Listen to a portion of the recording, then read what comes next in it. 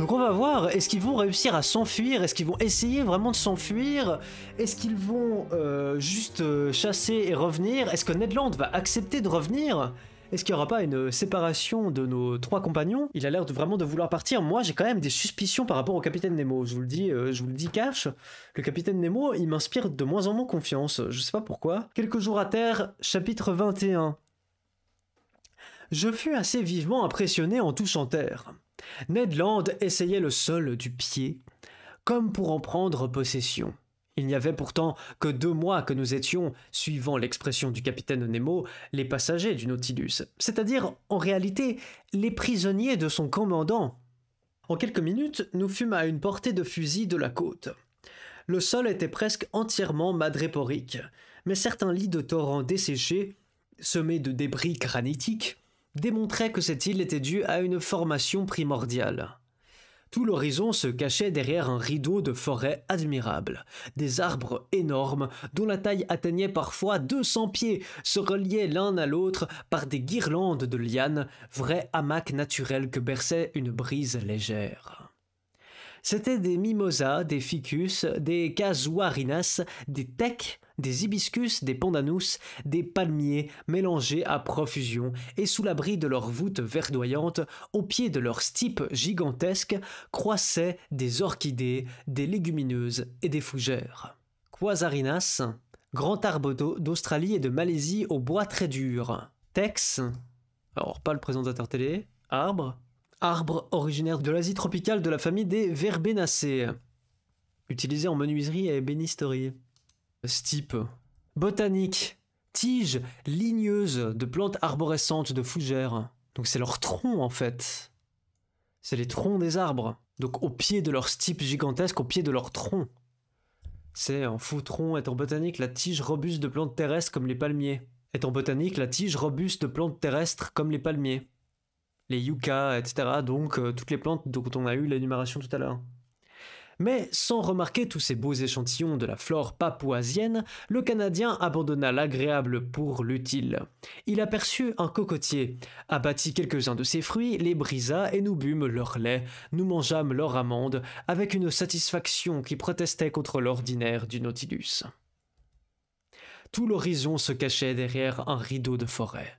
« Excellent !» disait Ned Land. « Exquis !» répondait Conseil.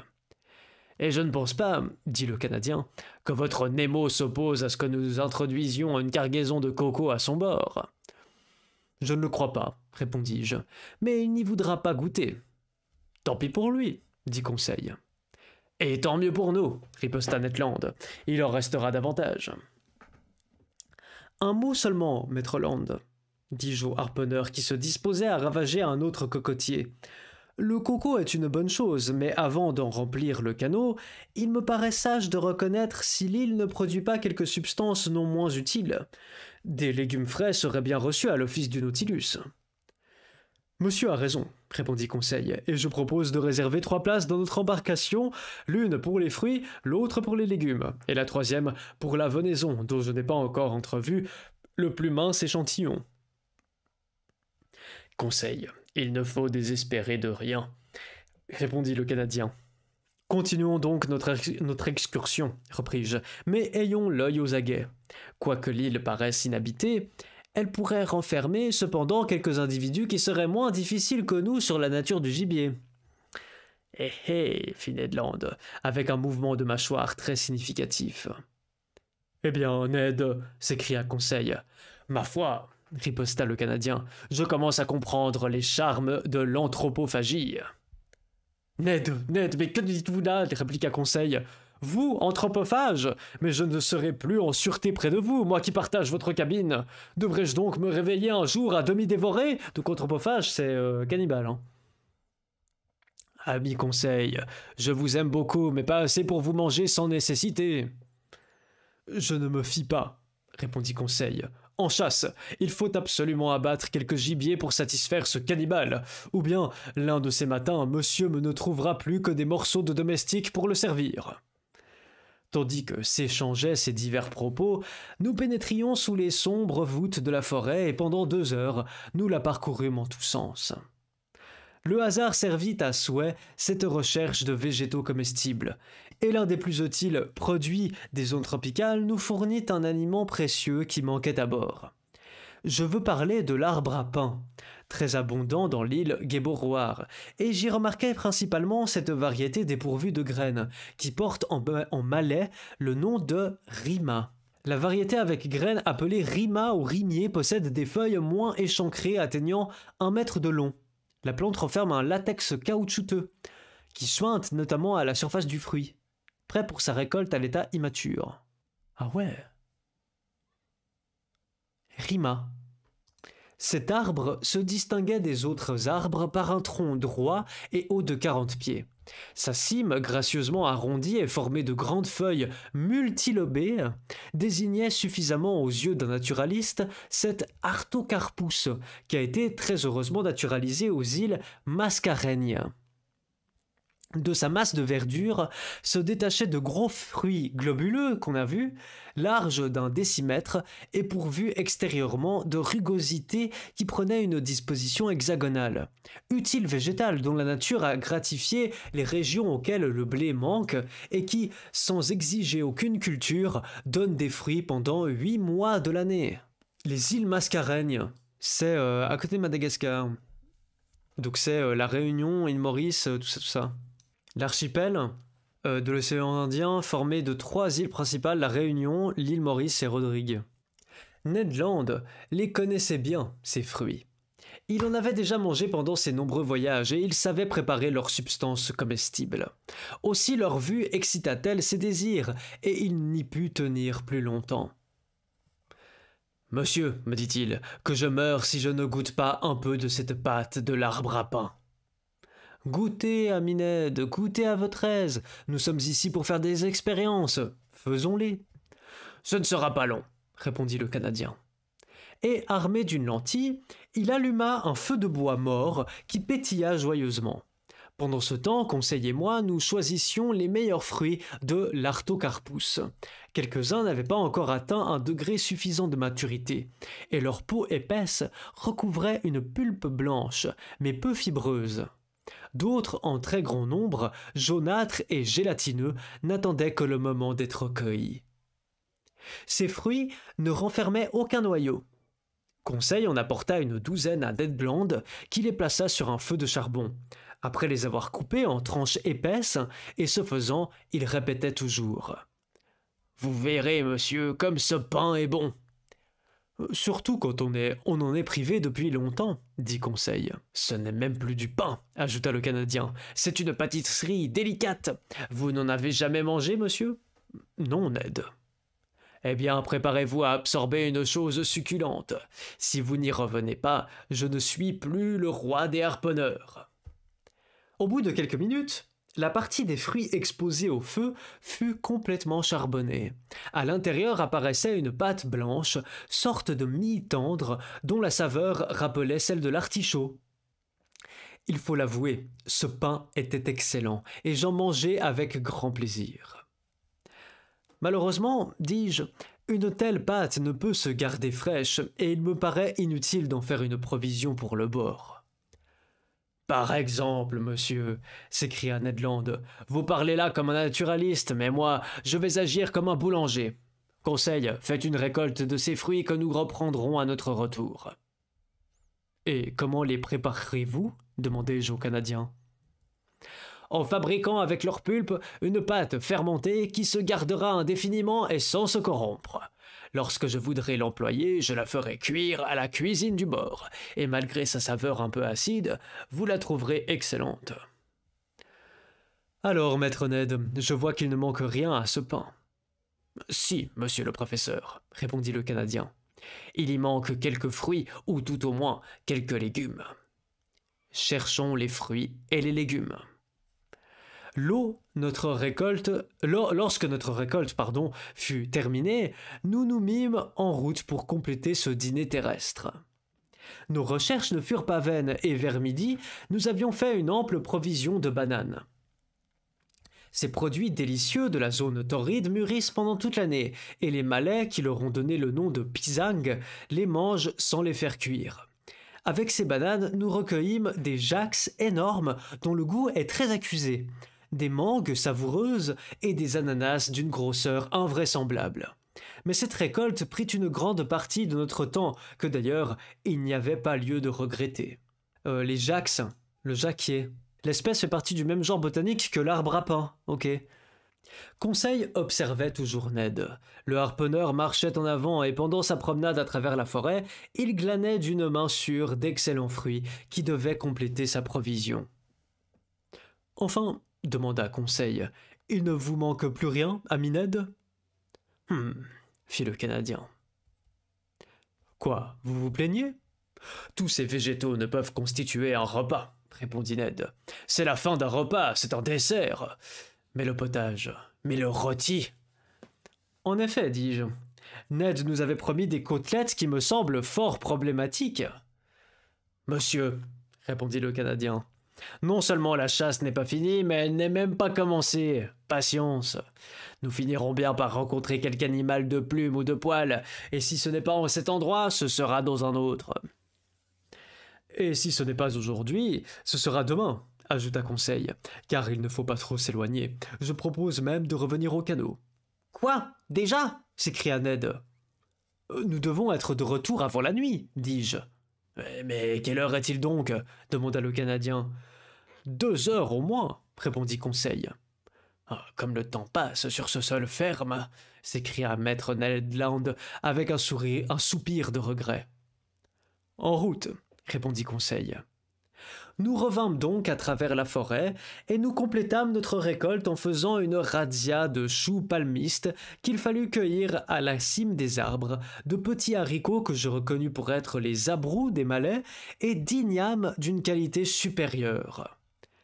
Donc des haricots et puis des ignames, ça ressemble à du manioc. C'est une sorte de patate. Le terme désigne aussi le tubercule lui-même consommé comme légume racine. Nous étions surchargés quand nous arrivâmes au canot. Cependant, Ned Land ne trouvait pas encore sa provision suffisante. Mais le sort le favorisa. Au moment de s'embarquer, il aperçut plusieurs arbres hauts de 25 à 30 pieds qui appartenaient à l'espèce des palmiers. Ces arbres, aussi précieux que l'Artocarpus, sont justement comptés parmi les plus utiles produits de la Malaisie. C'étaient des sagoutiers. Végétaux qui croissent sans culture, se reproduisant comme les mûriers par leurs rejetons et leurs graines. Ned Land connaissait la manière de traiter ces arbres. Il prit sa hache et la maniant avec une grande vigueur, il eut bientôt couché sur le sol 2 ou 3 sagoutiers dont la maturité se reconnaissait à la poussière blanche qui saupoudrait leurs palmes. Je le regardais faire plutôt avec les yeux d'un naturaliste. Pardon, je ne l'ai pas très bien lu cette phrase. Je le regardais faire plutôt avec les yeux d'un naturaliste qu'avec les yeux d'un homme affamé.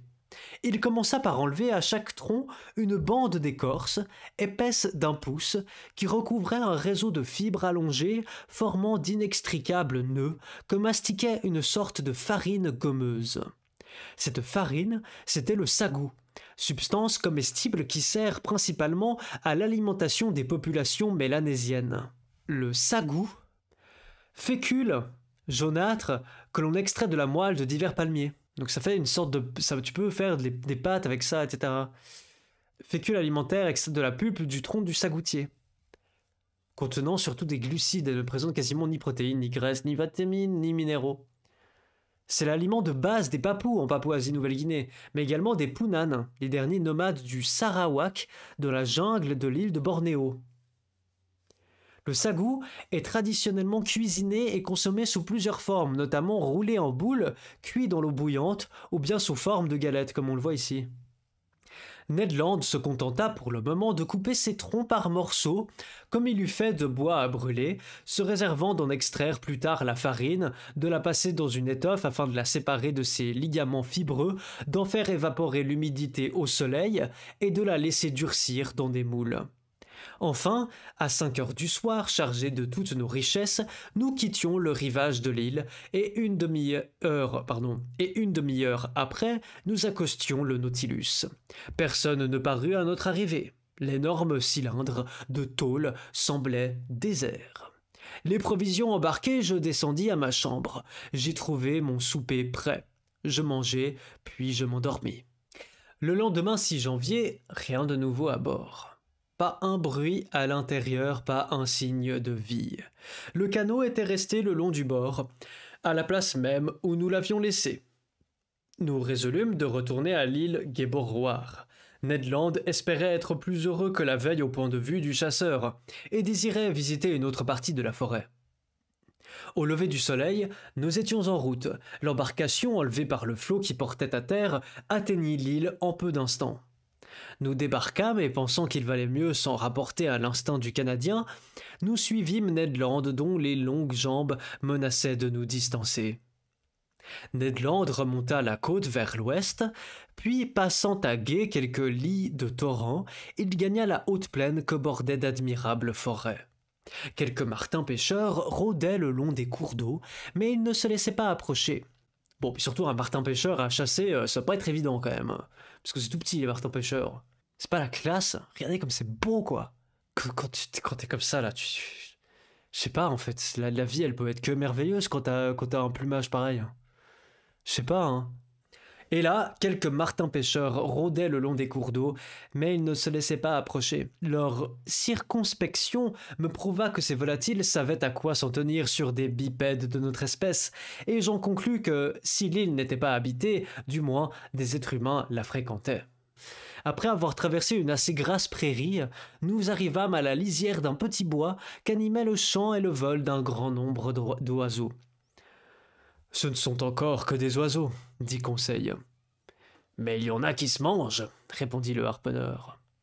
« Point, ami Ned, » répliqua Conseil, « car je ne vois là que de simples perroquets. »« Ami Conseil, » répondit gravement Ned, « le perroquet est le faisan de ceux qui n'ont pas autre chose à manger. » Et j'ajouterai, dis-je, que cet oiseau convenablement préparé vaut son coup de fourchette. Ils vont quand même pas tuer un perroquet, c'est une blague, quoi.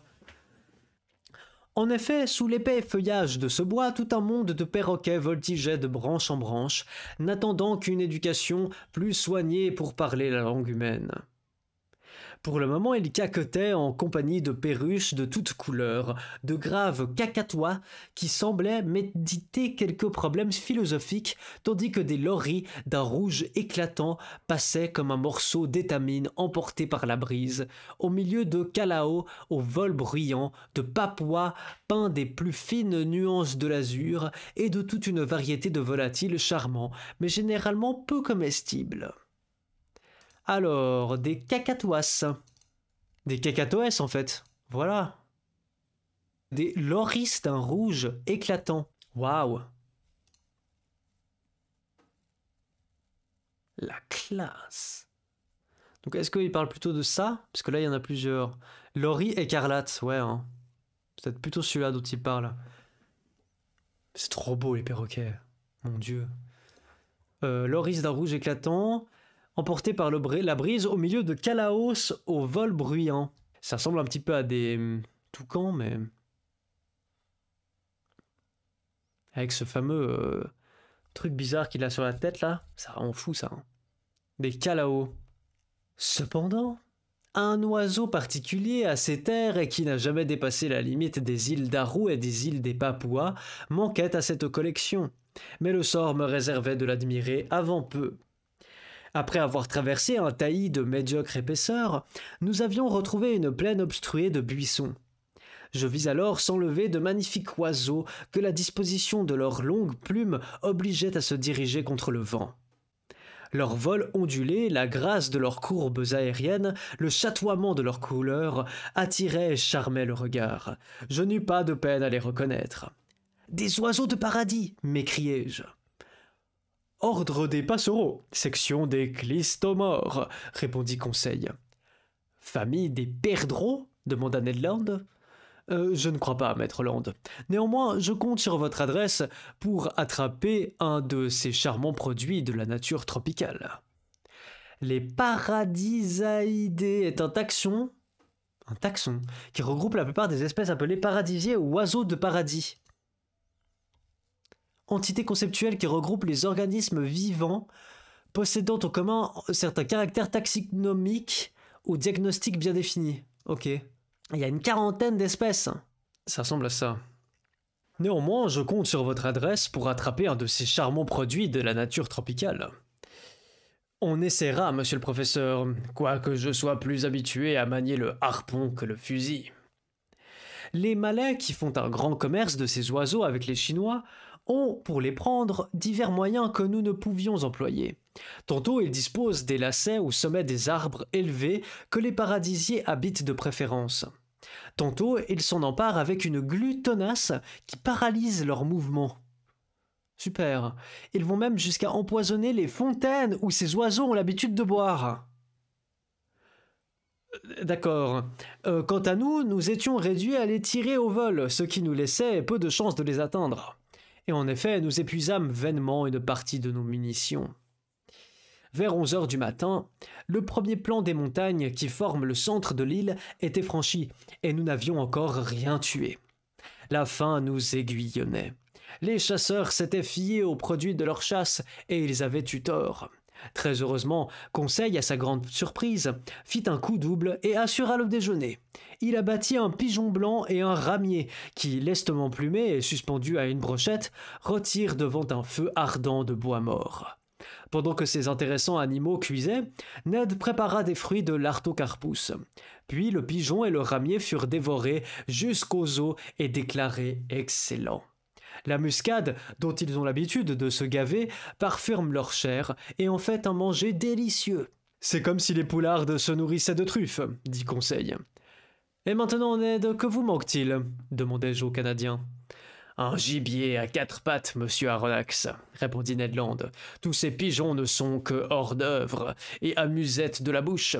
Aussitôt que je n'aurai pas tué un animal à côtelette, je ne serai pas content. » Ni moi, Ned, si je n'attrape pas un paradisier. Continuons donc la chasse, répondit Conseil, mais en revenant vers la mer. Nous sommes arrivés aux premières pentes des montagnes et je pense qu'il vaut mieux regagner la région des forêts. C'était un avis sensé, et il fut suivi. Après 1 heure de marche, nous avions atteint une véritable forêt de sagoutiers. Quelques serpents inoffensifs fuyaient sous nos pas. Les oiseaux de paradis se dérobaient à notre approche, et véritablement, je désespérais de les atteindre, lorsque Conseil, qui marchait en avant, se baissa soudain, poussa un cri de triomphe et revint à moi, rapportant un magnifique paradisier. « Ah, bravo, Conseil !» m'écriai-je. « Vous avez tué un oiseau magnifique, bravo !»« Monsieur est bien bon, » répondit Conseil. « Mais non, mon garçon, tu as fait là un coup de maître. Prendre un de ces oiseaux vivants et le prendre à la main !» Si monsieur veut l'examiner de près, il verra que je n'ai pas eu grand mérite. Et pourquoi, Conseil? Parce que cet oiseau est ivre comme une caille. Ivre? Oui, monsieur, ivre des muscades qu'il dévorait sous le muscadier où je l'ai pris. Voyez, ami Ned, voyez les monstrueux effets de l'intempérance. 1000 diables, riposta le Canadien. Pour ce que j'ai bu de gin depuis 2 mois, ce n'est pas la peine de me le reprocher. Cependant, j'examinais le curieux oiseau. Conseil ne se trompait pas, le paradisier, enivré par le suc capiteux, était réduit à l'impuissance. Il ne pouvait voler, il marchait à peine.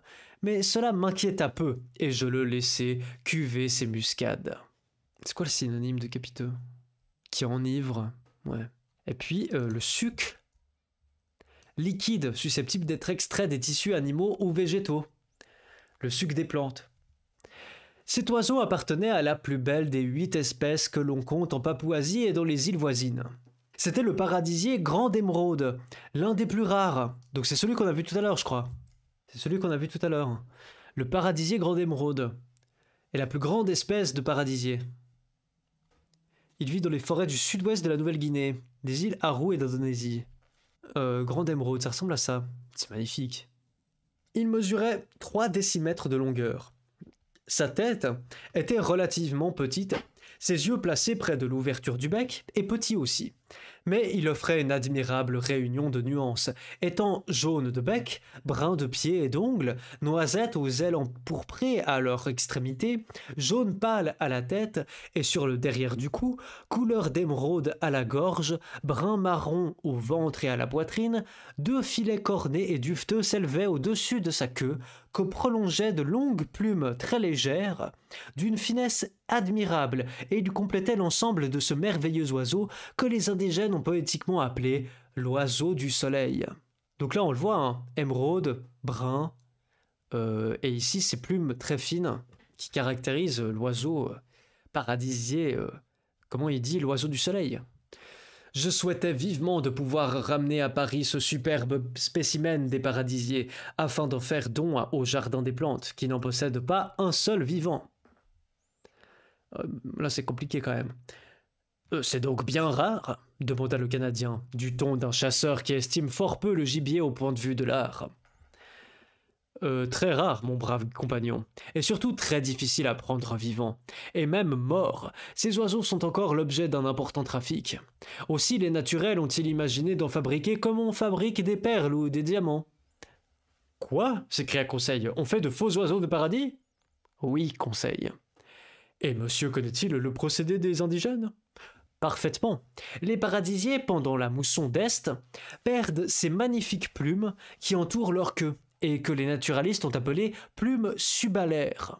Ce sont ces plumes que recueillent les faux monnayeurs en volatile et qu'ils adaptent adroitement à quelques pauvres perruches préalablement mutilées. C'est horrible, putain. Puis ils teignent la suture, ils vernissent l'oiseau et ils expédient aux muséums et aux amateurs d'Europe ces produits de leur singulière industrie. Bon, fit Ned Land, si ce n'est pas l'oiseau, ce sont toujours ses plumes, et tant que l'objet n'est pas destiné à être mangé, je n'y vois pas grand mal. Mais si mes désirs étaient satisfaits par la possession de ce paradisier, ceux du chasseur canadien ne l'étaient pas encore. Heureusement, vers 2 heures, Ned Land abattit un magnifique cochon des bois, de ceux que les naturels appellent bari-outang. L'animal venait à propos pour nous procurer de la vraie viande de quadrupède, et il fut bien reçu. Ned Land se montra très glorieux de son coup de fusil. Le cochon touché par la balle électrique était tombé raide mort. Ah oui, parce que c'est vrai qu'ils n'ont pas vraiment des vrais fusils traditionnels, hein. Ils ont toujours ces fameuses balles électriques. Le Canadien le dépouilla et le vida proprement après en avoir retiré une demi-douzaine de côtelettes destinées à fournir une grillade pour le repas du soir. Puis cette chasse fut reprise, qui devait encore être marquée par les exploits de Ned et de Conseil.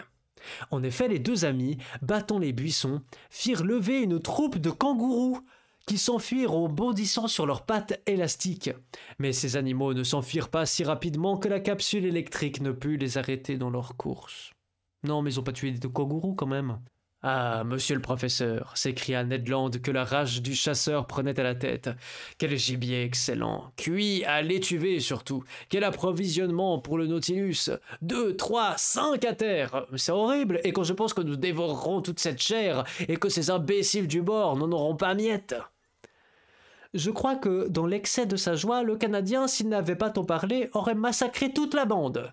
Mais il se contenta d'une douzaine de ces intéressants marsupiaux qui forment le premier ordre des mammifères aplacentaires, nous dit Conseil. Ces animaux étaient de petite taille. C'était une espèce de ces kangourous lapins qui gîtent habituellement dans le creux des arbres et dont la vélocité est extrême. Mais s'ils sont de médiocre grosseur, ils fournissent du moins la chair la plus estimée. Nous étions très satisfaits des résultats de notre chasse. Le joyeux Ned se proposait de revenir le lendemain à cette île enchantée qu'il voulait dépeupler de tous ces quadrupèdes comestibles, mais il comptait sans les événements. Attention. À 6 heures du soir, nous avions regagné la plage. Notre canot était échoué à sa place habituelle. Le Nautilus, semblable à un long écueil, émergeait des flots à 2 milles du rivage. Ned Land, sans plus tarder, s'occupa de la grande affaire du dîner. Il s'entendait admirablement à toute cette cuisine. Les côtelettes de bari-outang, grillées sur des charbons, répandirent bientôt une délicieuse odeur qui parfuma l'atmosphère.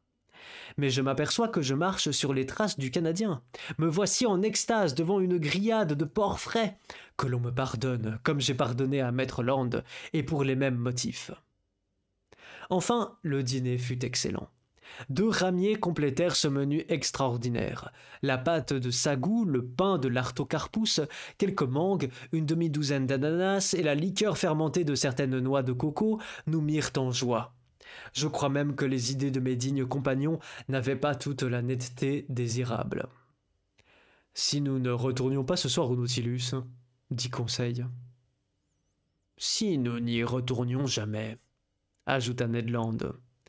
En ce moment, une pierre vint tomber à nos pieds et coupa court à la proposition du harponneur. Ah! Ah!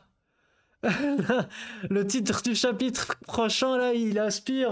Oula! Chapitre 22, la foudre du capitaine Nemo. Il n'a pas l'air très content, le capitaine, là.